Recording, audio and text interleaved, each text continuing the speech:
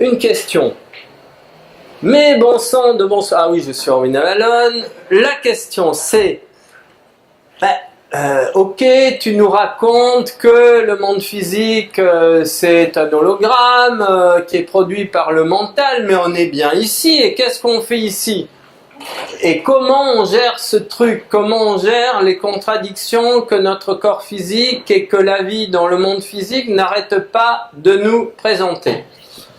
Eh bien, notre corps physique a certaines exigences, eh bien, il a besoin de faire du mouvement, de se déplacer, de se distraire, de manger, de boire, et ainsi de suite.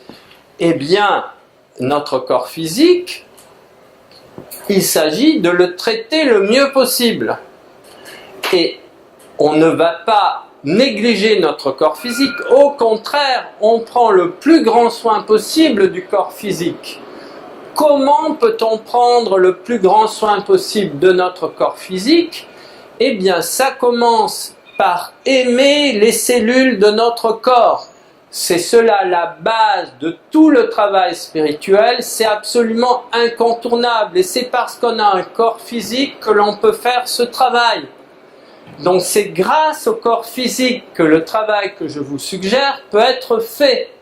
Et ce travail commence par aimer la moindre cellule de notre corps physique, parce que, en plus, et là je vais dire quelque chose qui vous paraîtra peut-être extravagant, mais ça ne sera qu'une extravagance de plus, c'est que chaque cellule, c'est un soleil galactique condensé. Donc notre travail consiste à permettre à chaque cellule de se souvenir du fait que c'est un soleil galactique condensé, une étoile de notre galaxie. Chaque cellule de notre corps porte en elle la mémoire de son essence galactique. Et si on n'avait pas de corps physique, comment est-ce que la matière pourrait se souvenir de ses origines galactiques? Qu'est-ce que signifie le fait de rappeler à la matière, à nos cellules, leur origine galactique? Eh bien, cela va permettre à la matière du monde dans lequel nous nous trouvons d'exercer, de réussir sa mutation. Et en quoi consiste la mutation de la planète, de n'importe quelle planète, et en l'occurrence, pourquoi pas, de celle où nous nous trouvons?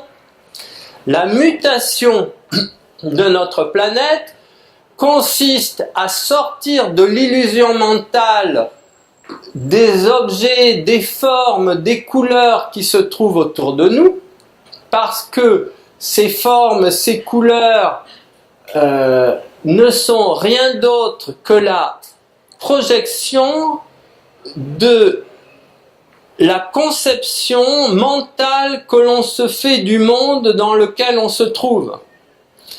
Et comme notre mental est complètement figé dans les données scientifiques qui nous ont bombardés de programmation limitée, comme notre mental est littéralement emprisonné dans les œillères que nous appelons la réalité et qui se limite à la perception que nos cinq sens peuvent avoir de cette réalité et qui nous prive de la palette infinie des vibrations qui se trouvent au-delà de notre champ visuel et sensoriel et auditif possible, eh bien, nous nous sommes littéralement enfermés dans une cage d'apparence. Le monde dans lequel nous nous trouvons est un hologramme, c'est-à-dire une projection mentale de nos propres limitations.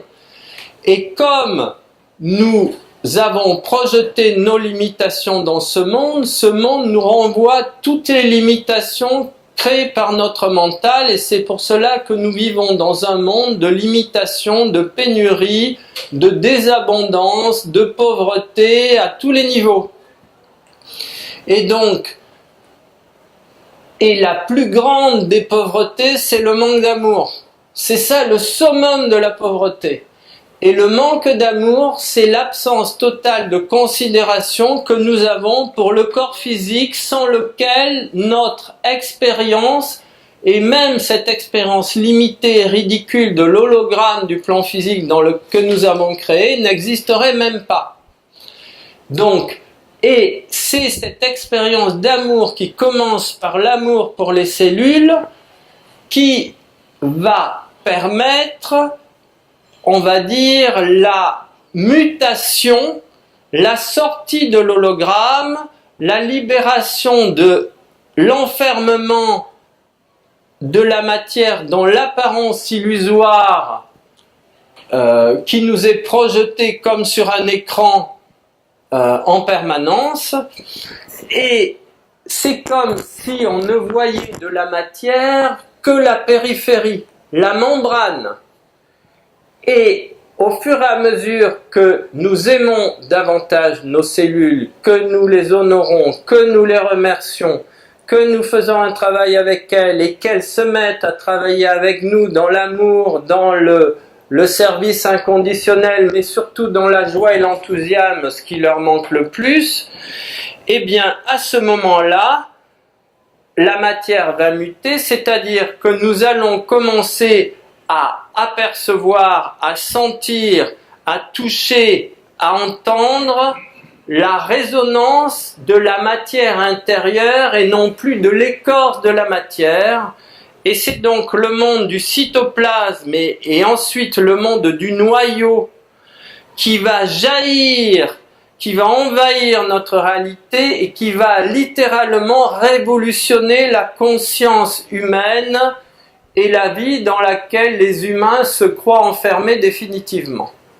Et c'est cela la grande révolution de la conscience, et c'est cela l'explosion littérale des certitudes mentales qui seront remplacées par l'infini des probabilités qu'offre l'amour. Et cet amour, encore une fois, cet amour que nous avons pour nos cellules débouche sur la libération de la conscience galactique des cellules et débouche sur une ouverture de conscience individuelle et collective que nous ne soupçonnons pas.